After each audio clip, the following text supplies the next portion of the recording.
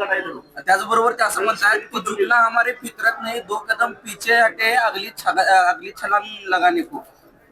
वो 2 कदम पीछे नहीं हटे है, 2 कदम पीछे नहीं हटे, 50 कदम नीचे गिरे है, पर फिर भी गिरे तो भी टांग ऊपर, अशा पद्धतीची भूमिका घेऊन जर आपण बोलणार असू तर मला वाटतं याच्यापेक्षा वेगळं काय असू शकतं. माझं काहीच म्हणणं नाही.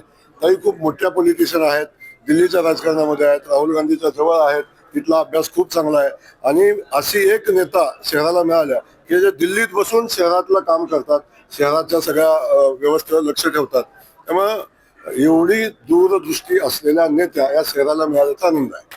हो, करमाळ्यामध्ये भाजप आणि राष्ट्रवादी अजित पवार गटाची युती होते अशी एक चर्चा आहे. संजय मामा आपली भेट घेतली करमाळ्यामध्ये, संजय मामा शिंदेने आपली भेट घेतली आणि भाजप आणि राष्ट्रवादी काँग्रेसची युती होण्याची चर्चा आहे. काय नक्की यामध्ये?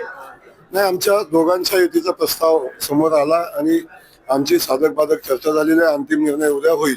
परंतु करमाळ्यापुरता जो विषय आहे तर आम्ही सोबत लढण्याचा निर्णय करतोय, अजून झालेला नाही. जर सगळं व्यवस्थित झालं तर करमाळ्यापुरता आमचा निर्णय होईल. बाकी ज्या ज्या ठिकाणी आवश्यक आहे त्याच ठिकाणी युती होईल. ज्या ठिकाणी आमचं युती होणार नाही, खास करून अक्कलकोटमध्ये सचिन दादा सोबत आमच्या कुणाची युती होणार नाही, आमचा सचिन दादा एकटा लढणार आहे. त्यामुळे ज्या ज्या ठिकाणी आपण युती होईल अशा ठिकाणी आपण करू. जिथं होणार नाही तिथं होणार.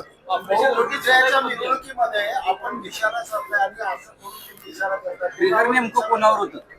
ट्रिगर नेमकं कोणावर? माझा ट्रिगर कुणावर होतोय सोलापूरच्या जनतेला माहिती आहे, पत्रकारांना माहिती असायलाच पाहिजे होतं असं माझं मत आहे.